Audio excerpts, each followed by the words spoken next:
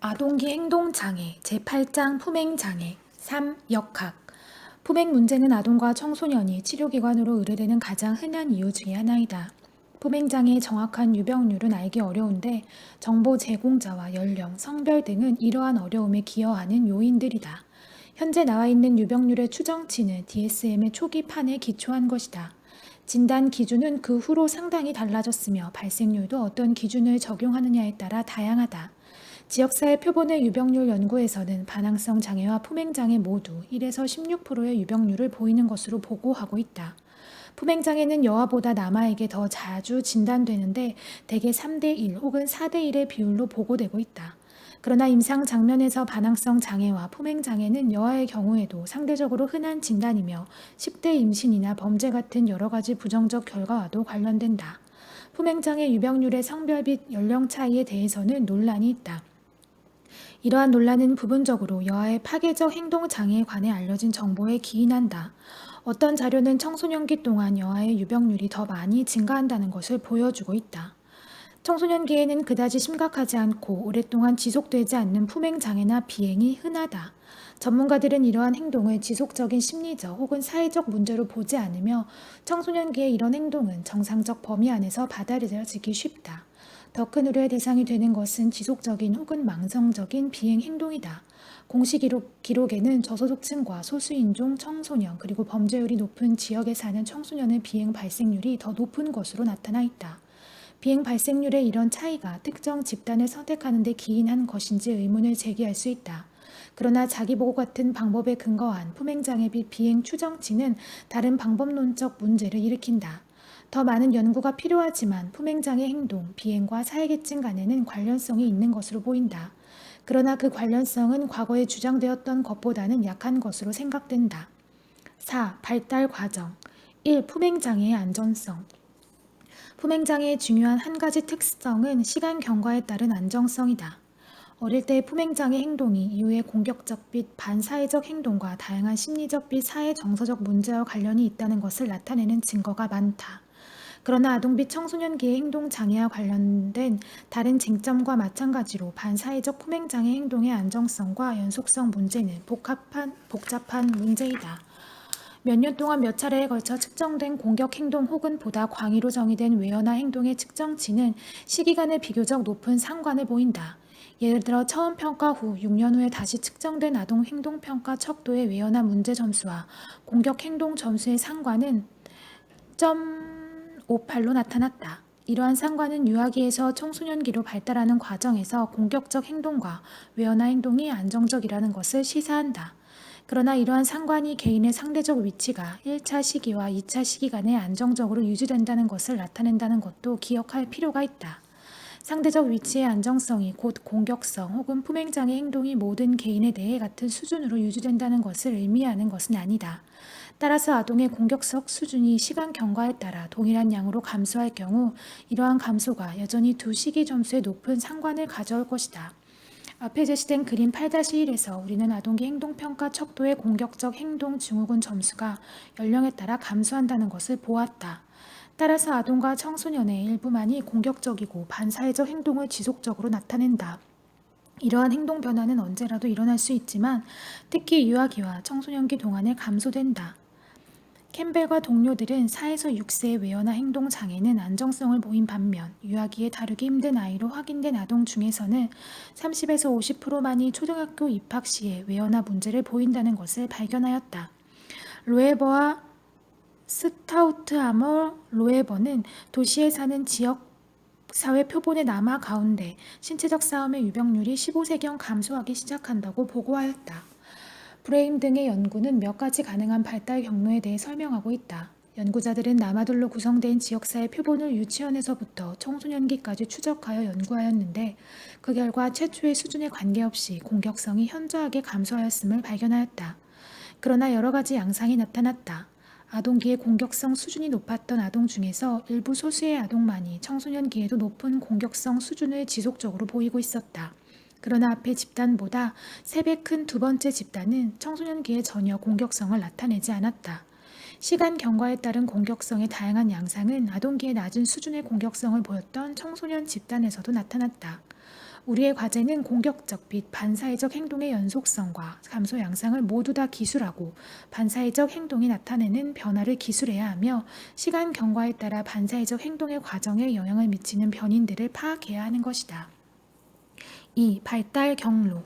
품행장애의 발달적 측면과 발달 진행 과정의 개념화에 많은 관심이 집중되어 왔다. 로에버는 품행장애 발달 과정의 특징을 나타내주는 모델을 제안하였다. 이 모델은 각 수준에서 덜 심각한 행동이 더 심각한 행동에 선행하며 일부 사람들만이 각 수준의 다음 단계로 진행한다고 주장한다. 발달 경로의 진행은 반사회적 행동의 다양성이 증가하는 특징을 나타낸다. 아동과 청소년은 발달이 진행되는 과정에서 새로운 반사회적 행동을 나타내며 이전의 행동들은 여전히 유지된다. 진행의 속도에는 개인차가 있다. 발병 연령은 품행장애의 발달에서 가장 많이 언급되는 측면이다. 많은 연구에서 빠른 발병 연령이 보다 심각하고 지속적인 반사회적 행동과 관련이 있는 것으로 나타났다. 많은 연구자들이 반사회적 행동으로 이어지는 두 가지 발달 경로가 있다고 보았는데 하나는 아동기에 시작하고 다른 하나는 청소년기에 시작한다고 보는 것이다. 1. 청소년기 발병. 청소년기 발병 유형은 보다 흔한 발달 경로이다. 아동기 동안에는 반항적 혹은 반사회적 행동을 거의 보이지 않는다.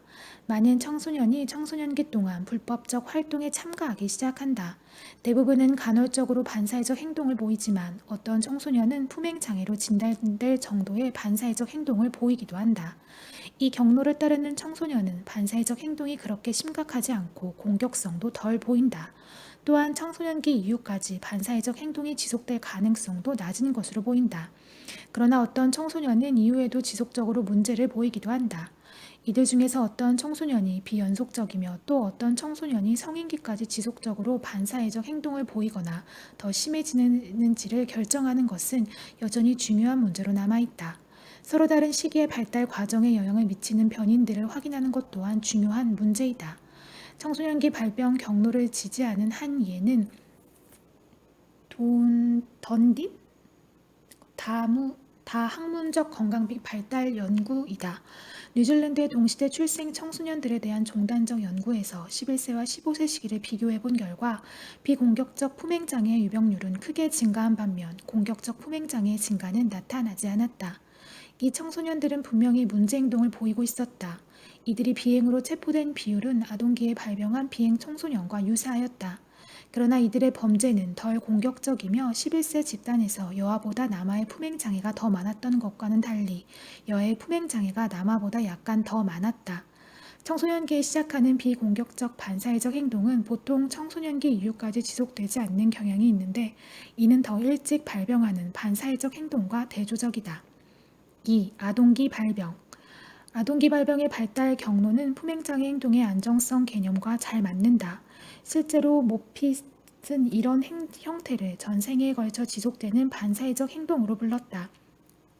반사회적 성인에 대한 회고적 연구 결과는 안정된 품행장애 행동의 모습과 일치한다.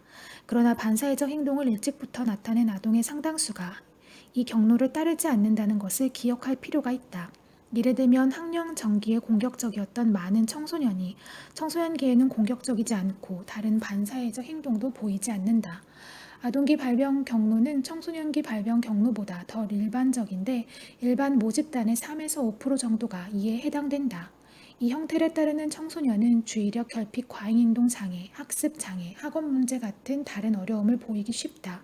실제로 과잉행동, 충동적 행동이 아동기의 반항적 및 파괴적 행동과 관련되는 것으로 가정되기도 한다. 이런 관점에서 볼 때 과잉행동, 충동적 행동은 아동기에 발병하여 아동기와 청소년기 동안 지속적으로 파괴적 및 반사회적 행동을 보이는 발달 경로의 출발점이 될 수도 있다. 일부 청소년의 경우 이 경로는 성인기의 반사회적 성격 장애와 다른 문제로 이끈다. 아동기 발병 경로에 놓인 청소년의 문제 행동의 안정성이 있기는 하지만 반사회적 행동은 발달 과정에서 질적인 변화를 보인다. 인쇼와 동료들은 반사회적 행동이 갖는 이질적 연속성의 특징을 다음과 같이 기술하였다. 성질을 부리고 고집스럽게 어른의 지시를 따르지 않는 유아는 친구들에게 싸움을 걸고 교사에게 거짓말을 하는 아동으로 자라난다. 이 아이는 나중에 학교의 기물을 부수고 동물을 괴롭히며 남의 집에 몰래 들어가 값비싼 물건을 훔치고 알코올을 마시는 청소년이 된다. 어른이 되어서는 아는 이성을 대상으로 강간을 하고 부도수표를 날리며 직장 생활과 결혼 생활도 무질서하다. DSM 진단 기준을 적용한 연구들도 조기 발병의 지속적 발달 유형이 존재한다는 것을 지지한다.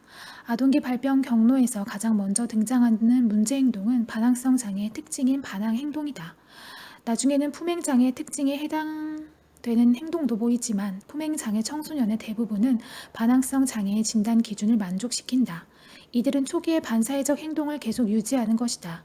그러나 반항성 장애로 진단된 청소년의 대부분은 품행 장애로 발전하지 않는다는 것을 기억할 필요가 있다. 3. 로에버의 새 경로 모델. 로에버는 두 가지 유형의 발병 연령 개념을 확장시켜서 품행 장애의 발달에 대한 견해를 제안하였다. 로에버는 공격성과 폭력성의 발달을 검토한 후 다음에 세 가지 발달 유형을 제시하였다. 전생에 걸쳐 나타나는 유형, 제한된 기간 동안 나타나는 유형, 후기에 발병하는 유형. 후기 발병 유형은 생애 초기에는 공격성을 보이지 않았던 소수의 폭력적인 성인 사례를 설명하기 위해 제안되었다. 전생의 유형은 학년 전 발병과 아동기 혹은 청소년기 발병의 두 가지로 나뉜다. 또한 로에버는 반사회적 행동이 하나의 경로보다는 다중적 경로에 따라 발생하는 것으로 설명하는 것이 가장 바람직하다고 하였다. 로에버는 대도시 빈민 지역의 청소년에 대한 종단 연구와 외연적 행동 및 내재적 행동을 구분하는 개념에 근거하여 다음의 세 가지 경로 모델을 제안하였다. 사소한 공격성으로 시작하여 신체적 싸움이 출현하고 폭력이 발생하는 외연적 경로, 사소한 내재적 행동으로 시작하여 재산에 손상을 가하고 보통에서 심한 정도의 비행 행동이 출현하는 내재적 경로, 12세 이전에 나타나며 고집스러운 행동, 반항, 권위 회피 같은 행동을 보이는 권위와의 갈등 경로, 마지막 경로는 불복종과 권위와의 갈등에 기초하고 있다. 권위와의 갈등 행동은 외연적 행동 및 내재적 품행장애 행동과 관련이 있기는 하지만 이들과는 구분된다. 각 개인은 세 경로 중 하나 혹은 그 이상의 경로를 따라 성장해간다. 그림 8-6에 제시되어 있는 것과 같이 권위와의 갈등 경로로 들어가는 것은 다른 두 가지 경로로 들어가는 것보다 일찍 시작되며 경로상에서 초기에 해당되는 행동을 보인 개인들이 모두 다음 단계로 발전하는 것은 아니다. 후기 단계의 특징적 행동을 보이는 아동의 비율은 초기 단계의 행동을 보이는 아동의 비율보다 낮다. 연구자들은 반사회적, 품행장애 행동의 발달 경로를 설명하기 위해 계속 노력하고 있다. 이와 동시에 연구자들은 아동이 이러한 경로로 처음 들어가는 데 영향을 주는 요인들, 그리고 반사회적 행동의 지속과 중단을 결정하는 요인들을 확인하고자 한다. 5. 병인론. 품행장애와 반사회적 행동의 발달은 다양한 요인에 의해 영향을 받는다. 약물 사용을 논의할 때 언급되었던 생태학 모형과 유사한 모형이 제시되었다. 이 모형에서 개인 내 요인은 반사회적 행동의 발달에서 환경과 상호작용하는 개인의 특성이다. 관계 과정은 발달이 일어나는 가장 밀접해 있는 맥락이다. 행동 장면은 이러한 관계가 일어나는 물리적 장면이며 지역사회 맥락은 보다 큰 사회적 영향이다. 각 체계는 직간접적으로 반사회적 행동의 발달에 영향을 미친다. 이 장에서 우리는 개인 내 요인과 관계 과정의 영향에 대하여 우선적으로 살펴보고자 한다. 그러나 이런 것들이 일어나는 보다 큰 맥락을 무시해서는 안 된다. 1. 학습된 행동으로서의 공격성. 품행장애의 정의에서 중심이 되는 공격성은 종종 품행장애 청소년을 구분하는 근거가 된다. 공격성은 또한 의뢰되지 않은 일반 아동에게서도 나타난다. 아동은 공격 행동이 보상받을 때 이 행동을 학습한다. 페털스, 리트맨과 브리커는 유아원의 아동들이 긍정적 결과가 뒤따를 때는 공격 행동을 더 많이 반복하는 반면 부정적 결과가 돌아오면 행동을 바꾸거나 혹은 피해 아동을 바꾼다고 하였다. 또 다른 흥미로운 결과가 이 연구에서 나왔다. 처음부터 수동적이고 자기 주장을 못하는 아동이 빈번히 피해자가 되었다. 그러나 일부 아동은 참다 못해 공격적인 행동을 나타내게 되고 그런 행동이 긍정적인 결과를 통해 강화를 받음으로써 공격적 행동을 더 많이 하게 되었다. 이 연구는 공격성에 대하여 강화의 중요성을 보여주는 한편 또 다른 형태의 학습인 공격적 모델의 모방을 보여주었다. 앞에서도 보았듯이 아동이 어떻게 공격적 모델의 모방을 통해 학습을 하는지에 많은 관심이 집중되었다. 유아원 아동을 대상으로 한 반두라의 고전적 연구는 아동이 공격적 영화에 등장하는 모델을 모방한다는 것을 보여주었다. 모델의 공격적 행동의 결과로서 무엇을 경험하는지가 아동의 수행에 영향을 미쳤지만 공격성의 학습에는 영향을 미치지 않았다. 아동은 상황에 따라 자신이 학습한 공격적 행동을 수행을 통해 나타내지 않을 수도 있다. 그러나 공격성에 대한 긍정적 결과가 예상되는 다른 상황에서는 공격적 행동이 나타날 수도 있다. 아동은 공격적 모델을 관찰한 후에 새로운 공격적 반응을 학습할 뿐만 아니라 아동이 전부터 가지고 있던 공격적 행동을 나타내기가 쉽다. 이것을 공격성의 탈억제라고 한다. 생각상자, 관계적 공격성. 흔히 남아가 여아보다 높은 수준의 공격성을 보인다고 한다. 이런 이유는 여아가 덜 공격적이기 때문일까? 공격성은 일반적으로 남을 해치거나 해를 주려는 의도를 가진 외연적인 신체적 혹은 언어적 행동으로 정의되어 있다. 예, 때리기, 밀기, 다른 사람을 때리겠다고 위협하기. 따라서 여아들과 관련된 비신체적인 형태의 공격성은 무시되어 온 것으로 보인다. 여아의 공격성은 관계 문제에 초점이 맞추어져 있다고 한다. 다른 아동의 감정이나 친구 관계에 손상을 입히는 외연, 의도적 행동이 그것이다. 이러한 관계적 공격성의 예는 다음과 같다. 놀이나 활동에서 특정 아동을 의도적으로 따돌리기, 특정 아동에게 화를 내고 또래 집단에게 배제시키기, 특정 아동에 대해 거짓말을 하여 다른 아동들이 그 아동을 싫어하게 만들기, 특정 아동에게 시키는 대로 하지 않으면 싫어할 것이라고 말하기, 특정 아동에 대해 악의적인 말을 하여 다른 아동이 그 아동을 싫어하게 만들기. 연구에 따르면 관계적 공격성은 외연적, 신체적 공격성과 구분되며 학령 전기부터 청소년기까지 나타난다고 한다. 여아들은 남아보다 관계에 있어서 공격적이며 보다 극단적인 관계적 공격성을 보이는 아동 집단에 속하는 경우가 많다. 관계적 공격성은 또래 거부와 외로움, 우울, 고립과 관련이 있는 것으로 알려져 있다. 또한 성별에 적합하지 않은 형태의 공격성을 보이는 아동, 외연적으로 공격적인 여아와 관계적으로 공격적인 남아는 성별에 적합한 형태의 공격성을 보이거나 비공격적인 아동보다 더 많은 문제 행동을 보인다고 한다. 아동은 확실히 공격적 모델을 관찰할 수 있는 많은 기회를 갖는다. 신체적으로 처벌하는 부모도 아동에게는 공격 행동의 모델이 된다. 실제로 과도한 공격적 혹은 반사회적 행동을 보이는 아동은 공격적이고 범죄 행동의 기록이 있는 형제나 부모, 조부모를 두고 있으며 집에서도 공격적 행동을 많이 관찰하는 것으로 보인다. 공격성은 또한 TV 프로그램과 그 밖의 매체에도 가득 담겨 있다. 2. 가족의 영향. 가족 환경은 다양한 품행장애 행동이 형성되었는데 중요한 역할을 한다. 앞에서도 언급되었듯이 높은 비율의 일탈 행동 혹은 범죄 행동은 비행 청소년과 품행 문제를 가진 아동의 가족에게서 보고되고 있다. 종단 연구는 실제로 이런 행동이 여러 세대에 걸쳐 안정되게 나타나고 있음을 시사하고 있다. 품행장애 아동은 일탈된 가족 체계의 한 부분인 것으로 보인다. 가족의 사회경제적 지위, 가족의 크기, 부부 불화, 낮은 지대 양육, 부모의 방치, 부모의 정신병리 같은 다양한 가족 변인들이 관련된다. 이러한 요인들 중 일부를 살펴보기로 하겠다. 1. 부모 자녀 상호작용과 불복종. 부모 자녀의 상호작용 방식이 품행장애 행동의 형성에 영향을 미친다. 예를 들면 부모의 관여 정도와 감독, 훈육 방법은 품행 문제와 관련이 있다. 반항적이고 고집스러운 불복종 행동은 종종 아동에게 나타나는 첫 번째 문제이다. 불복종이 임상가족과 정상가족 모두에게서 일어날 수 있는 것이라면 불복종이 더 많이 나타나도록 하는 데 영향을 미치는 요인은 무엇인가? 한 가지 가능한 요인은 임상가족과 정상가족의 부모가 아이에게 내리는 명령의 수와 형태에서 보이는 차이이다. 임상 장면에 의뢰된 아동의 부모는 더 많은 명령과 질문, 비난을 하며 비효율적이고 화내고 모욕적이며 잔소리하는 식으로 명령한다. 이러한 부모의 행동은 아동의 일탈 행동과 관련이 있는 것으로 보인다. 부모가 아동의 행동에 대해 제공하는 결과 역시 아동의 불복종 행동에 영향을 미친다. 불복종 행동에 대한 부정적 결과, 즉 아동의 행동을 무시하고 말로 꾸짖는 것과 적합한 행동에 대한 보상과 관심을 함께 제공하면 복종의 수준이 증가하는 것으로 보인다. 2. 패터슨과 동료들의 연구. 패터슨과 동료들의 사회학습 이론에 근거하여 공격적 아동의 가족을 위한 개입 프로그램을 개발하였다.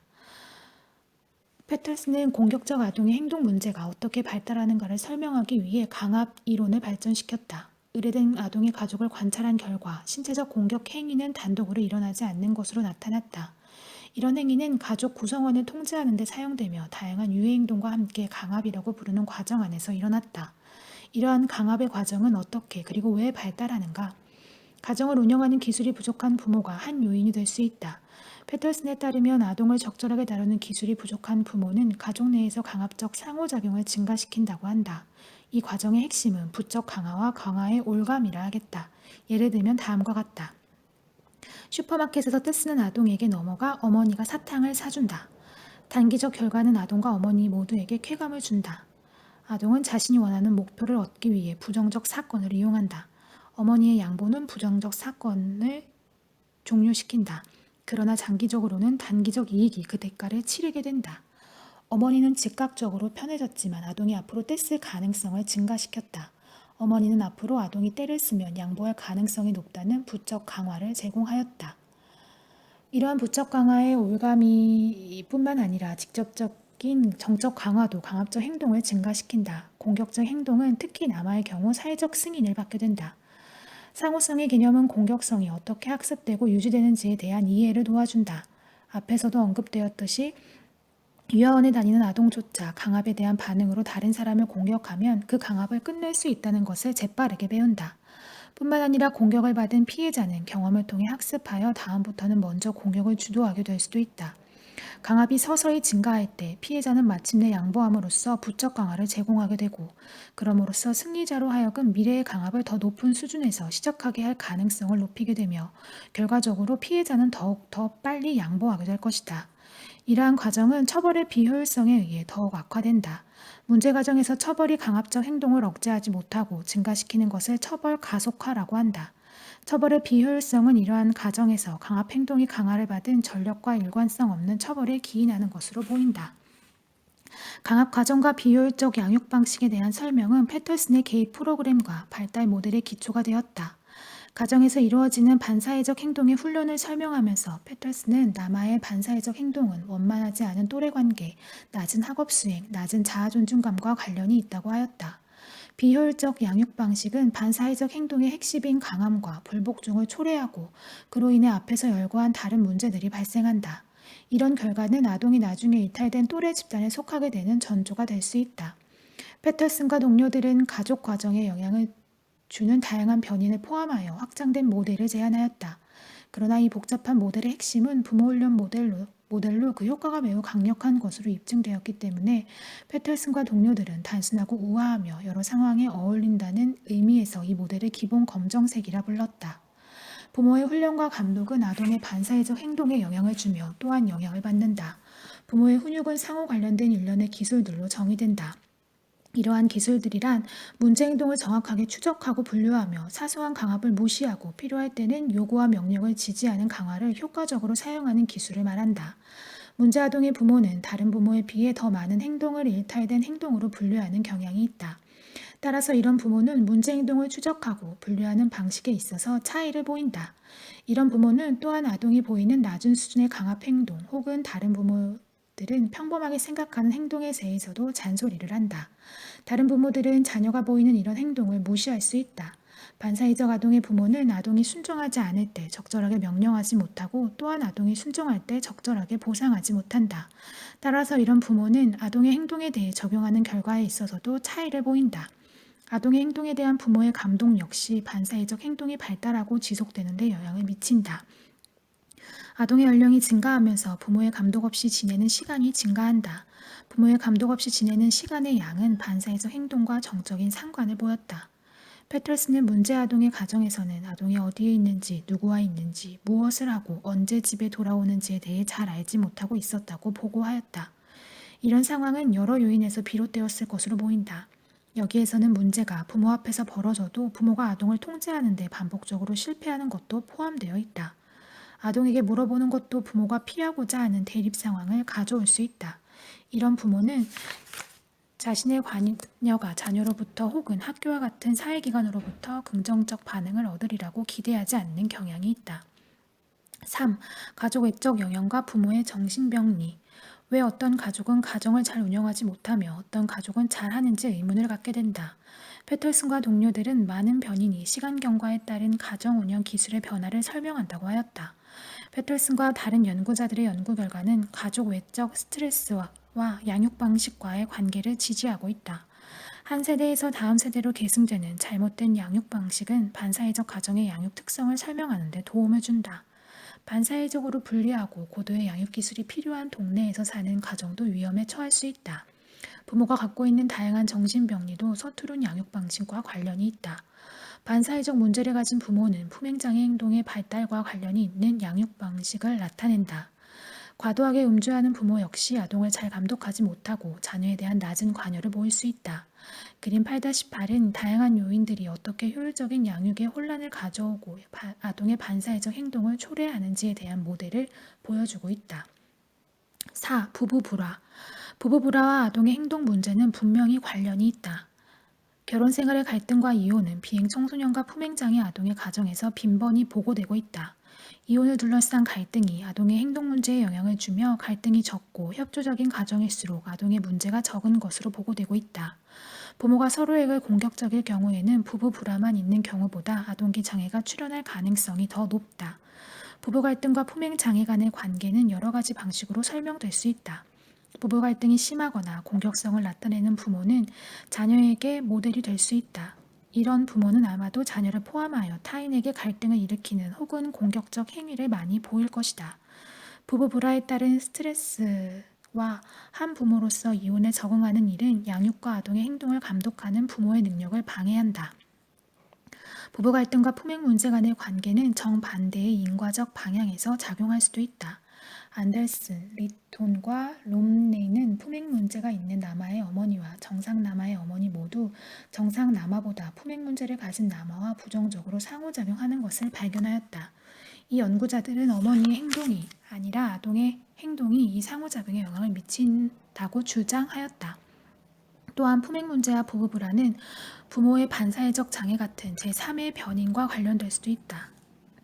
실제로 품행장애 아동 중에서 반사회적 성격 장애를 보이는 아동의 비율은 높은데 APD는 결혼의 불안정성과 많은 관련이 있는 것으로 보고되고 있다. 부부 갈등과 아동의 적응 간의 관계는 복잡하며 시간 경과에 따라 변화한다. 또한 이러한 문제는 보다 큰 맥락에서 일어난다는 것을 기억할 필요가 있다. 높은 수준의 환경적 위험은 아동에게 직접적으로 영향을 미칠 수 있으며 이것을 부모가 경험할 때는 양육의 어려움에 기여한다. 사회경제적 어려움과 범죄가 많은 이웃에 사는 것은 아동의 행동을 감독하는 기본적 양육 기술조차도 어렵게 만들 수 있다.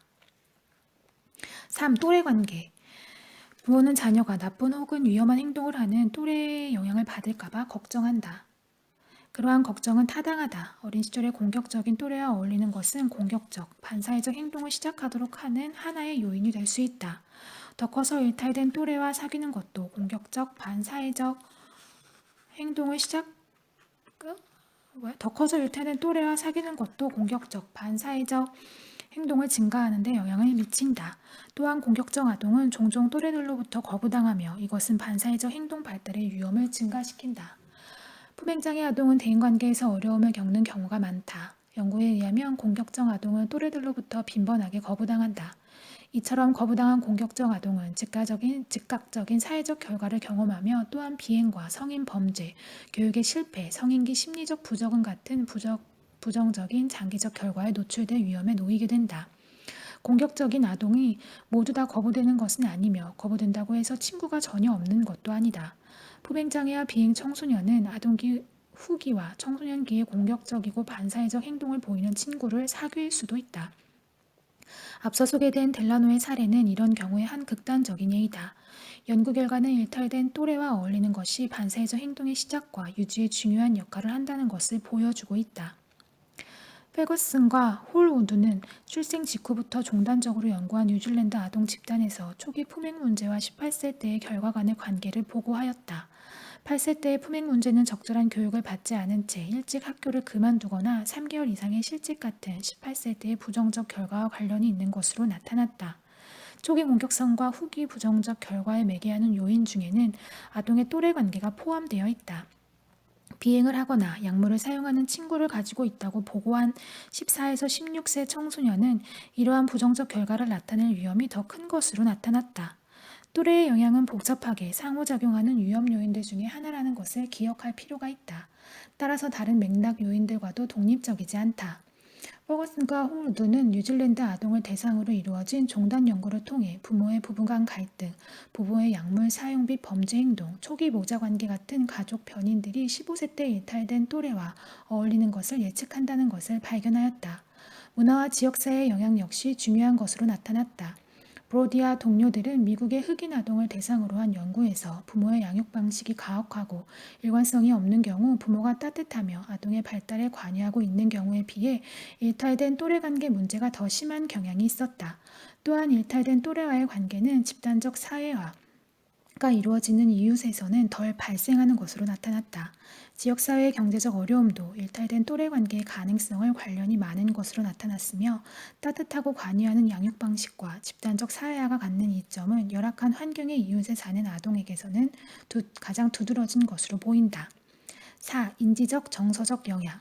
한 청소년이 거리를 걸어가고 있는데 한 무리의 또래들이 다가와서 별명을 부르며 웃고 놀린다고 생각해보라. 어떤 청소년은 화를 내어 갈등을 증폭시키고 폭력적으로 반응하는 반면 어떤 청소년은 관심을 다른 데로 돌리고 무시하며 또래들의 놀림을 웃어넘기거나 그만하라고 분명하게 요구한다. 이러한 상황에서 일어나는 인지적 정서적 과정은 공격적 행동에 대한 인접 기제를 구성한다. 품행장애를 이해하는 또 다른 측면은 아동과 청소년이 사회적 상황에 대해 어떻게 생각하며 느끼는지를 검토하는 것이다. 예를 들어 어떤 아동은 자신의 적대감이 다른 아동의 행위 때문에 생겨났다고 생각하고 다른 사람의 입장에서 생각하지 못하고 사회적 문제 해결 기술을 사용하지 못하며 행동하기 전에 생각하지 못하며 자신의 감정과 행동을 통제하기 위해 자기 말을 사용하지 못한다. 이러한 사회적 인지적 정서적 과정은 공격적 및 반사회적 행동의 발달과 지속에 관한 모델의 일부이다. 케네스 더그와 동료들이 제안한 모델은 사회적, 정서적 인지가 어떤 것인지를 잘 보여주고 있다. 이 모델은 적절한 사회적 상호작용 속에서 일어나는 것처럼 보이지만 왜곡되어 있는 사고 과정에 대하여 기술하고 있다. 이 모델은 인지적 처리가 부호화로 시작하여 사회적 및 정서적 단서를 해석하는 단계를 거치며 가능한 대안 반응들을 찾은 다음 하나의 반응을 선택하고 마지막으로 선택한 반응을 실행에 옮기는 과정을 거친다고 하였다. 연구 결과 품행 문제를 가진 아동과 청소년은 사회적 문제 해결 기술이 낮으며 인지 처리 과정의 여러 곳에서 인지적 왜곡과 결함을 나타내는 것으로 나타났다.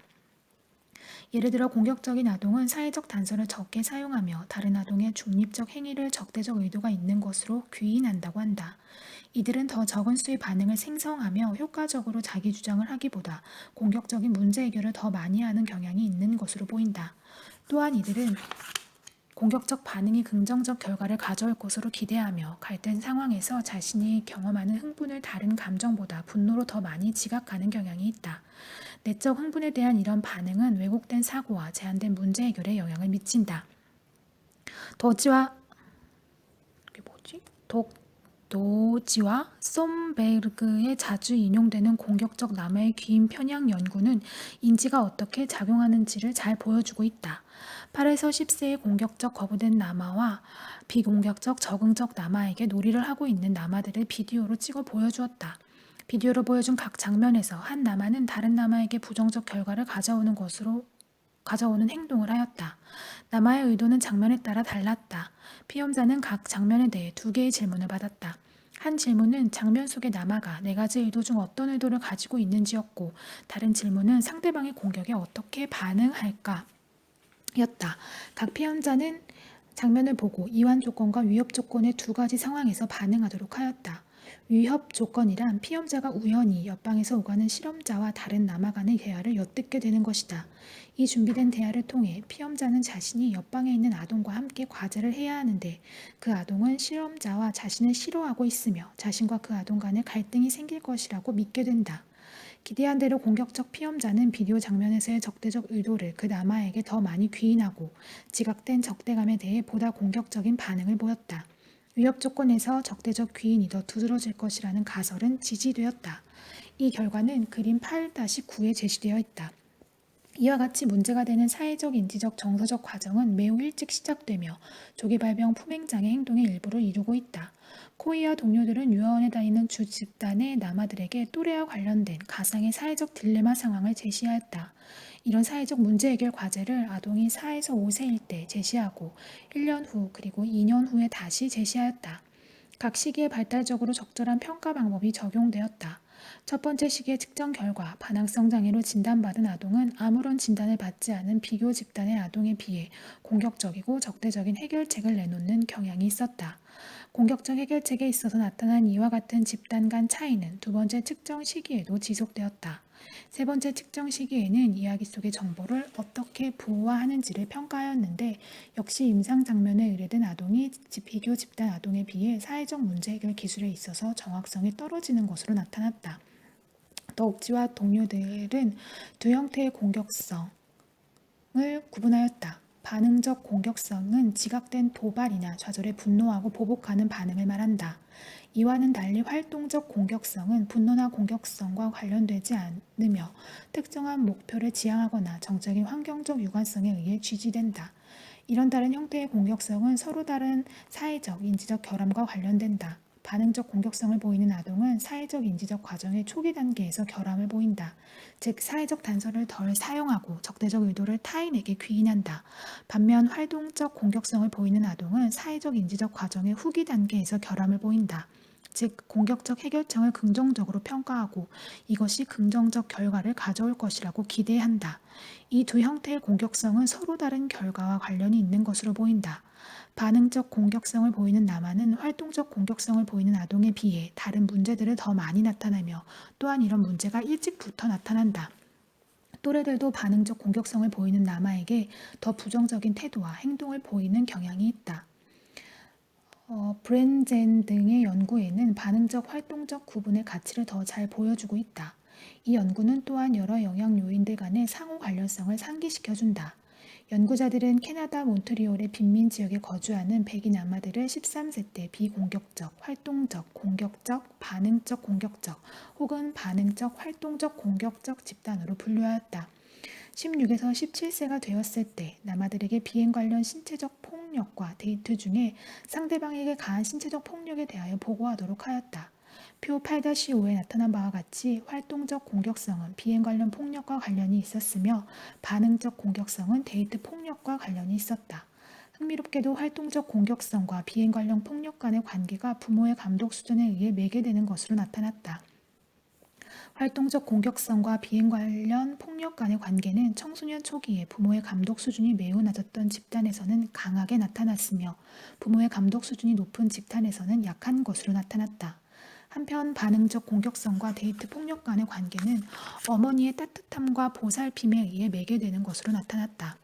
반응적 공격성과 데이트 폭력 간의 관계는 발달 과정에서 어머니의 따뜻함과 보살핌이 부족한 남아 집단에서는 강한 것으로 나타났으나 어머니의 따뜻함과 보살핌을 충분히 받고 자란 집단에서는 약한 것으로 나타났다.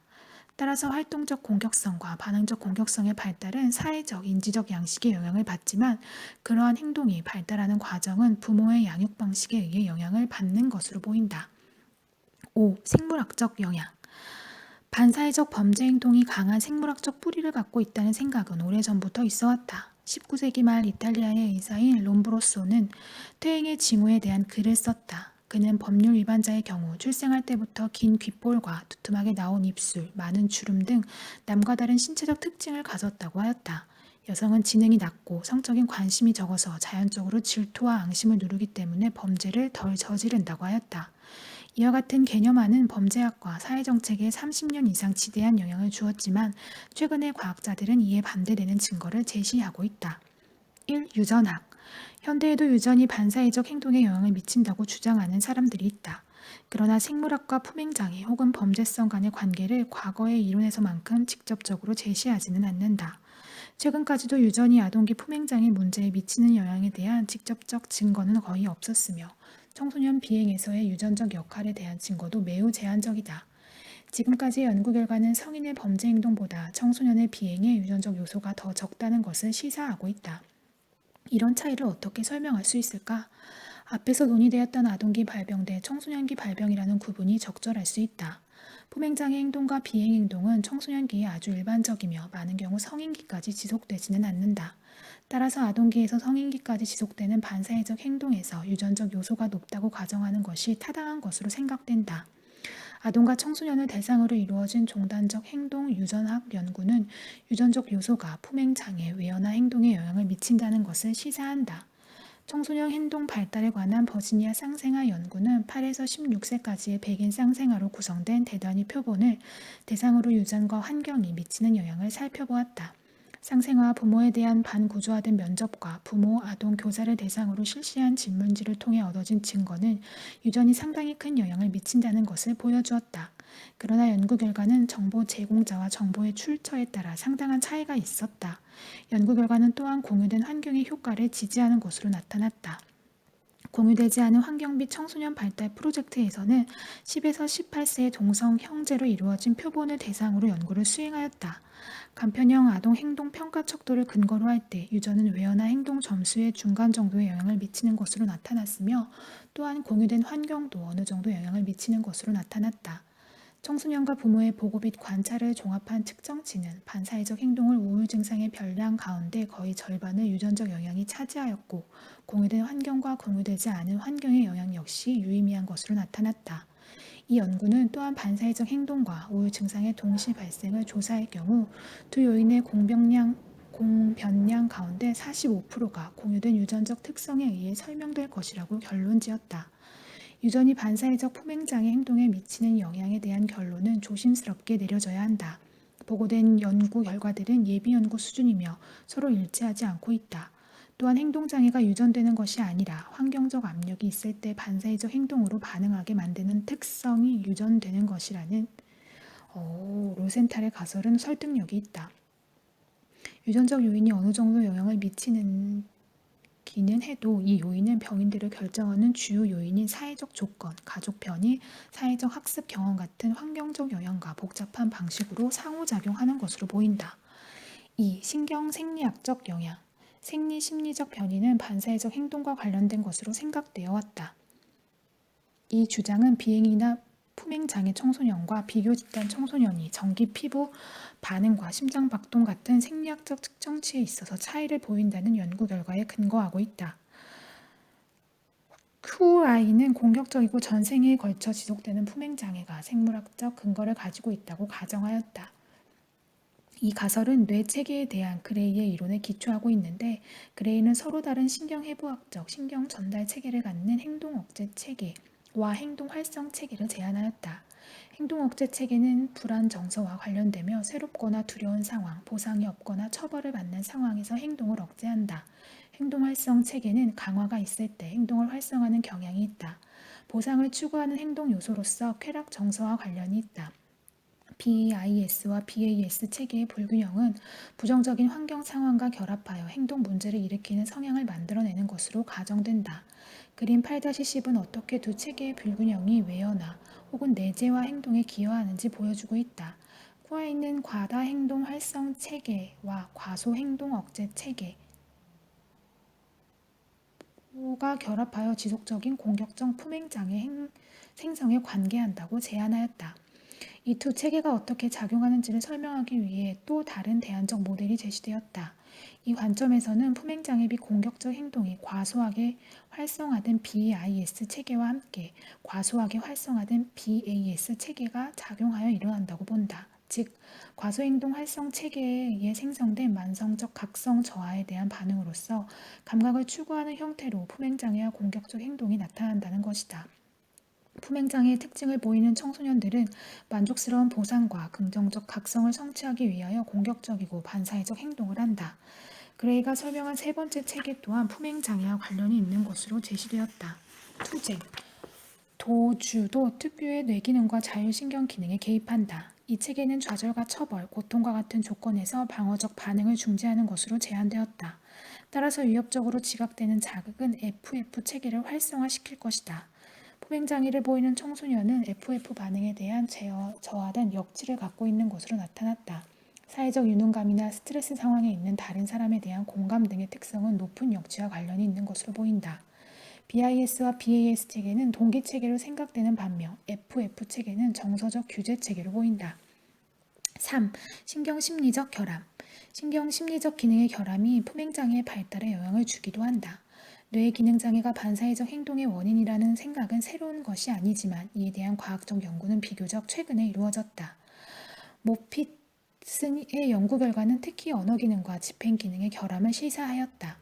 예, 주의 유지, 추상적 추론, 목표 형성, 계획, 자기인식.